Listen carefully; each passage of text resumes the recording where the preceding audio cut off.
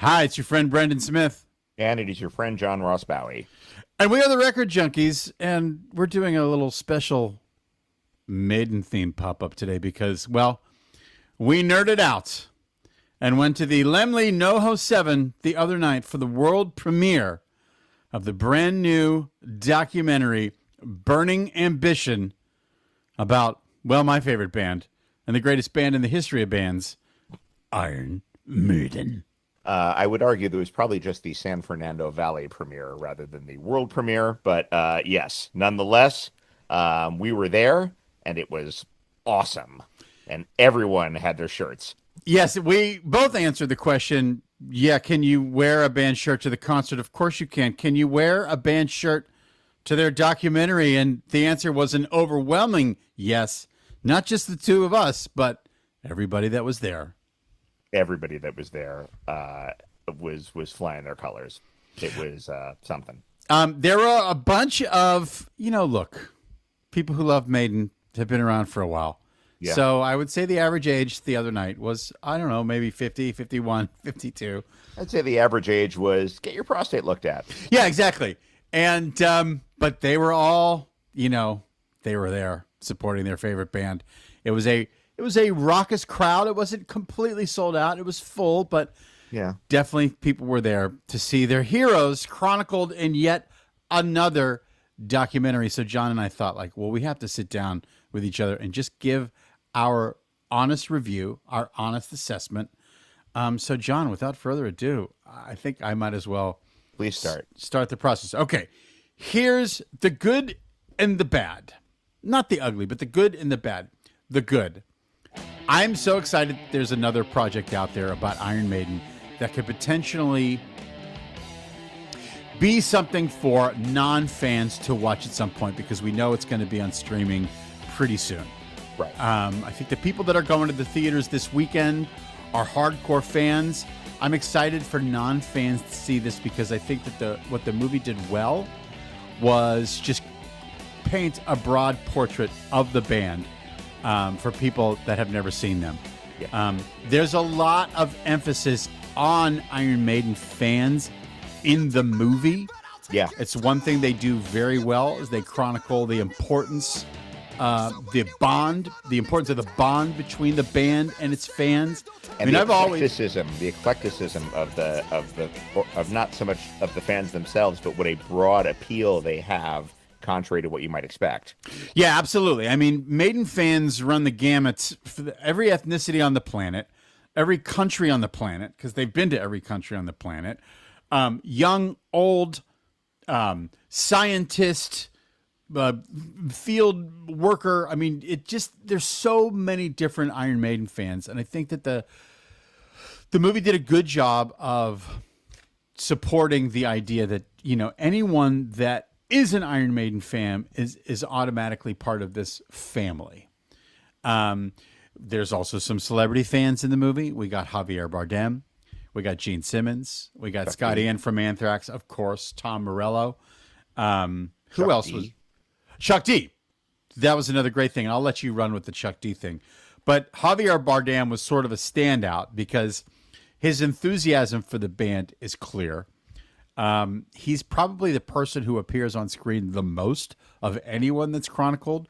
They did talk to a bunch of old school Iron Maiden fans, including Steph, a.k.a. Cap'n Harris, on Instagram. She's famous throughout the Iron Maiden world because she and her dudes... they travel around the world and chronicle their adventures on YouTube. They don't just go to the show. They'll tell you what they do during the day, where they eat, who they meet up with. They're very much a part of the Iron Maiden touring family. And she also makes these incredible Eddie dolls. She's done it for the band. She's done it for charity events. She makes these really intricate dolls that she also chronicles in her Instagram account. So all that was really good. Which brings us to this is what I've been thinking about since I watched the movie. Again, so glad that there's another vehicle out there just to prove to the world that this is one of the great bands of all time. What I don't think the movie did well was they omitted a lot of nerd details that I think would have helped the uninitiated with the band's history, the band's impact, and also would have filled in some of the gaps because they did the movie with such a broad stroke of Iron Maiden's history that I don't think they quite nailed home some of the important stuff. And I know that that's a really hard thing to do when you're making a movie. You know, I know with music documentaries, they're always trying to balance between making a movie for the fans and making a movie for people who don't know anything about the band. I personally believe that you can sprinkle nerd details throughout any movie, and that will help with the uninitiated. That was something I felt like this movie didn't do well. Like they really stayed away from nailing specific moments in time with dates and album releases and chronology. They sort of like blended the 80s together in a sort of a large manner that I'm still finding kind of weird. That's just my personal opinion. Well, is that what you mean by nerd details, like the sort of wonkier, like, because I mean they skipped over Seventh Son of a Seventh Son entirely. Yeah, they didn't go into like in March of 1981 we entered the studio to make what would become Number of the Beast. Like they missed out on a lot of that stuff. They sort of did the Paul Di'Anno era, the original Iron Maiden era, the first two records, without really chronicling how exactly they got their record contract and when they went into the studio for the first time. They didn't go over any of the influences. They didn't ask the band members, like, what were the influences in your life that led you to Iron Maiden? Because I feel like that's like a really crucial element. For that band in particular. Yeah, because for the uninitiated, Maiden is the culmination of Thin Lizzy, Led Zeppelin, Deep Purple, Queen, UFO, Black Sabbath. They talked a little bit about the late 70s scene in the UK and the punk. They didn't want to participate in the punk scene. Okay, well, what drew you to play this kind of hard rock in the clubs of East London? What other forces were you bumping up against? We do hear Steve Harris say they wanted us to be punkier because that's what was selling at the time. But why did you reject it? Did you want to carry the torch for Queen and Deep Purple? There were other, like, here's another nerd detail that they missed. When Nico McBrain, this won't be a spoiler for anybody, when Nico McBrain retired in Brazil, that colossal stadium gave him an overwhelmingly emotional goodbye. And they started chanting, ole, ole, ole, ole, yeah. Nico, Nico. And that footage is very famous to Iron Maiden fans. In the movie, they're showing the footage, but they didn't show the chanting of ole, ole, ole, Nico, Nico. Which, no, they another cover it with, yeah. They covered it. And to me, like, that was like a really organic moment in time that touched him and the band to their core. Like, Nico stood on stage for minutes, like, soaking that in. I also don't think they did a great job of showing just how huge the band is today. There was an acknowledgement that they continued to be very successful. But you could take a stadium show from any of the South American shows in Brazil or Chile or Argentina and show 60,000 people chanting guitar parts for Fear of the Dark to prove like how huge the band still is. And so those were like some details that were missing. Again, I think that they could have done a better job talking about the specific records in the 80s, when they went in the studio for the Number of the Beast, how it rose up the charts with a brand new singer, when they went into the studio for Peace of Mind, how it did play on MTV, how it did play around the world, how it charted. And it was just an interesting choice.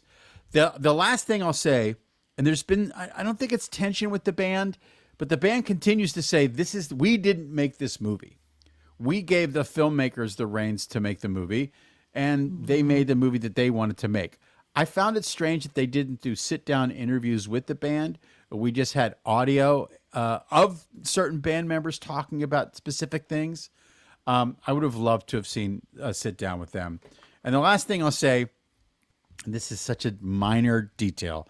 No, I'm go. so glad Now's the the movie, time. I'm so glad that the movie chronicled the importance of Eddie, Yeah. and chronicled the importance of what he is to the band, what he is to the fan, what a unique marketing thing in heavy metal Eddie has been and always will be. There's no other band that has a mascot like Eddie, and there's so much band produced footage of Eddie. In the video game they did a million years ago, Right. all the images that they create for all the modern tours, there's so much Eddie stuff out there. And the Eddie stuff that we got in the movie was sort of like primitive, like kind of CGI created with like an ancient Atari computer. I don't know where they got the Eddie stuff, but they could have done better. And I think had they had executive producer Brendan Smith sitting with them, Yeah. he would have fought for better Eddie footage. I can't think of a documentary that wouldn't be improved by executive producer Brendan Smith. Okay. Honestly. Executive producer Brendan Smith is available. I work cheap, but passionately. But passionately, and I will always advocate for, I think it's okay to give the uninitiated some real facts. And I think that at the end, when the screen goes black, it should say Iron Maiden was inducted into the 2026 Rock and Roll Hall of Fame. That was strange. I understand that there is a lag time for any movie, but you could throw up a frame about that at the end of that film. It was a weird omission, especially since everything is being, I doubt they're sending out 35 millimeter prints. If you're sending out a digital copy of this thing, just throw that frame in the end. It costs nothing at this point. Right. Now, speaking of cost, and here's the last thing that I'll say, but also, if you don't have a copy of Flight 666, Great. the fantastic documentary about Iron Maiden made by the guys at Banger Films many years ago, go get this one. This is the masterpiece. This was an interesting thing. My sister-in-law is a documentary film producer. My brother asked her this question on my behalf. There was a lot of footage of Iron Maiden, especially from the 80s in the movie, that had a grainy, like sort of low quality feel to it in the video. movie. Yeah. And it's because it's so expensive to bring up video footage to high resolution. Oh, okay. She is working on a current project with an unnamed artist. That's kind of a big deal. I can't say who it is, but they are finding that one of the big costs for that artist is video footage and bringing it up to high resolution. So it's a choice. And that was a choice that I felt like, God, I wish that someone could have chipped in a couple more bucks to make some of that footage, which all the fans know, from the Live After Death concert in Long Beach a million years ago, various European TV appearances, their appearance on Rockpile, like all kinds of stuff that they just didn't spend the money to bring up to speed. That's okay. So in short, not really a movie for the fans, because I think the fans have seen a lot of this stuff. The fans knew a lot of this stuff. I could hear fans going like, how come you didn't include this, that, or the other thing? But I'm so thrilled that the project was done and that they were able to capture the importance capture the importance of the bond between band and fans. Yeah. John Russ Belly. I want to say one quick thing vis-a-vis Eddie and the whole the branding of it. Yes, I can't think of another mascot for a band. There's the Milo cartoon for the Descendants, but the Descendants don't fill arenas, with all due respect and love to my friends, the Descendants. But what you mentioned, the video game that they had, and if any other band came out with a video game, you would immediately think, oh my God, that's so corny. What are these guys doing? When Iron Maiden did it, it was like, oh yeah, what took so long? But obviously there should be an Iron Maiden video game. There should be several Iron Maiden video games, actually. It should be a franchise on the PS5 like Call of Duty. What are we doing? What are we doing as a people? Um, I enjoyed the film. It is an hour and 25 minutes long. It, in some regards, to your point, could be a little longer. The nerdy detail I feel is missing that could attract non-fans or at least pique their interest and make them sort of sit down and lean forward into the movie a little bit is all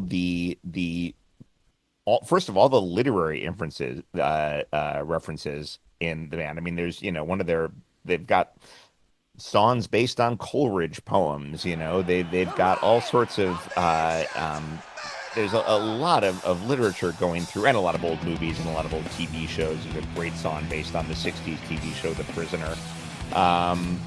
But there's a little bit of, they could spend a little more time with the lyrics and the literary quality of them. I'm also kind of the opinion that Bruce could get his own documentary because the guy's fascinating.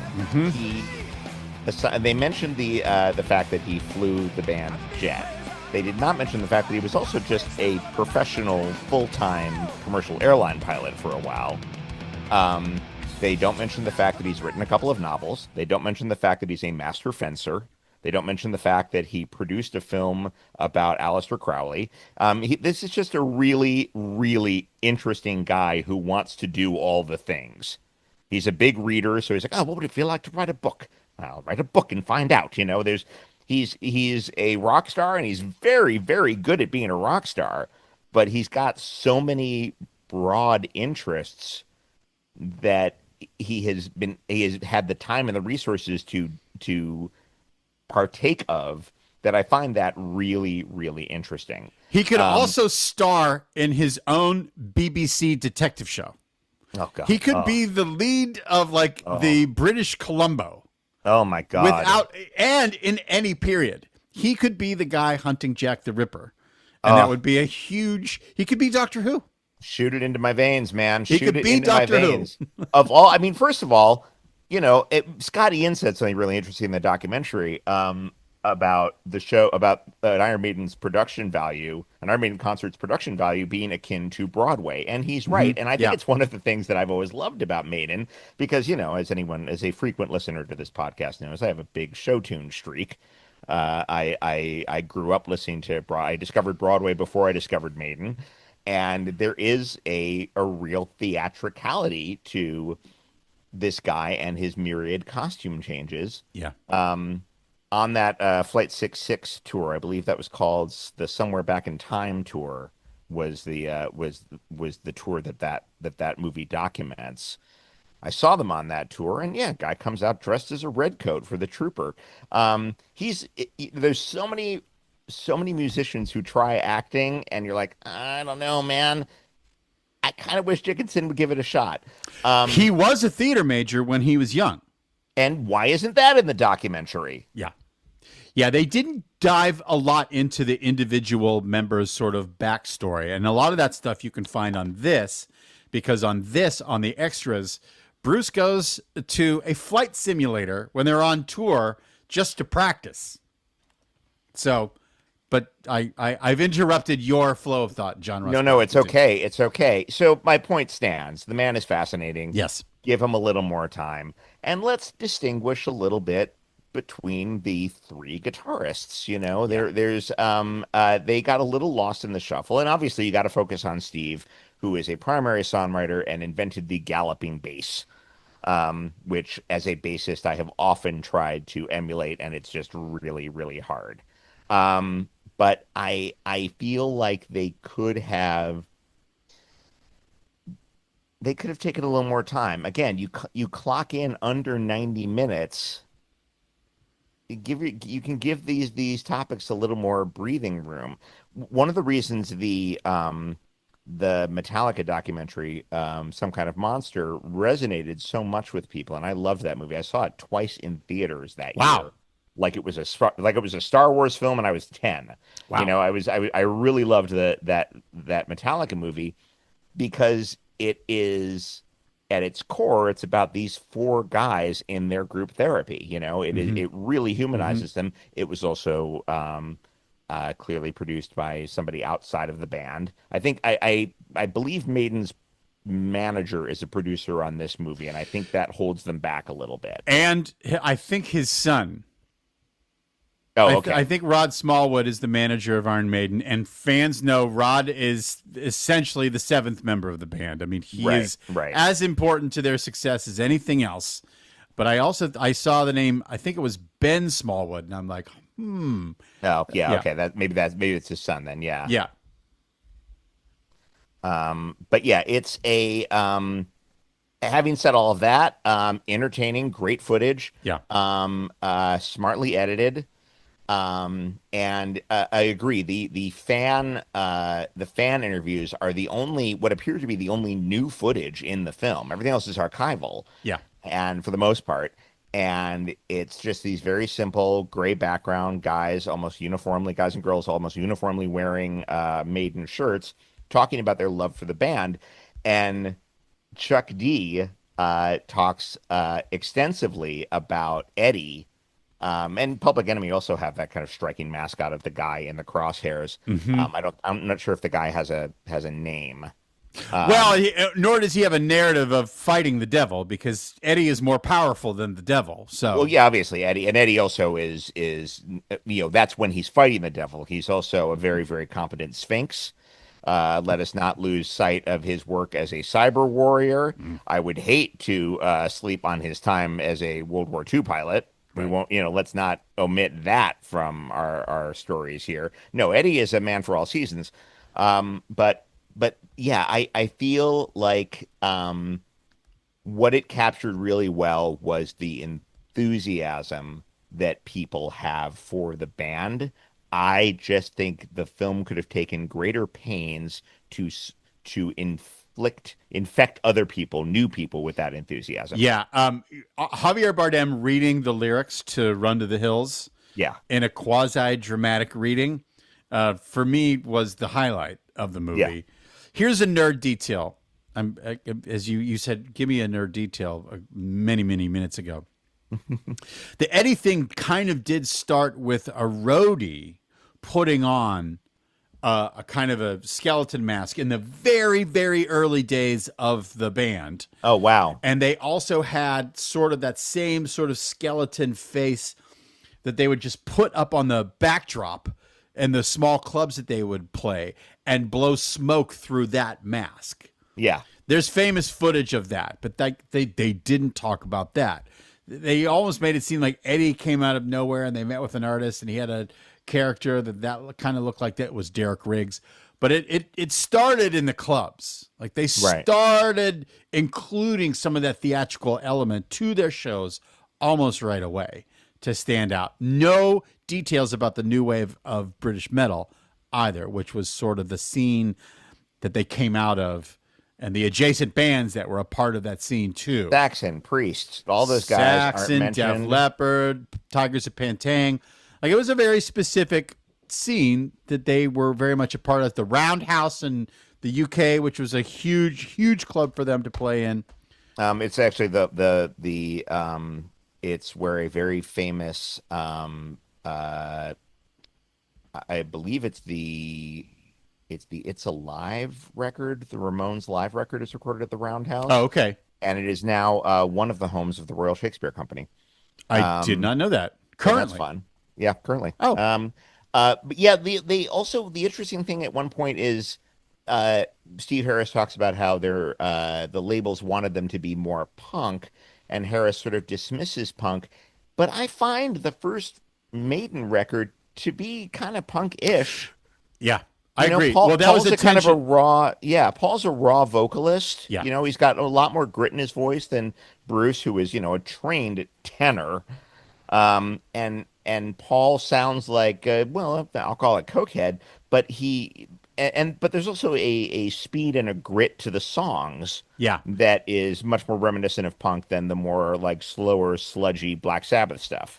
Rothschild on the album Killers, Paul Di'Anno, has that was the tension in the band, I think, a little bit too, because Paul Di'Anno was more in a sort of a punk vein than Steve Harris.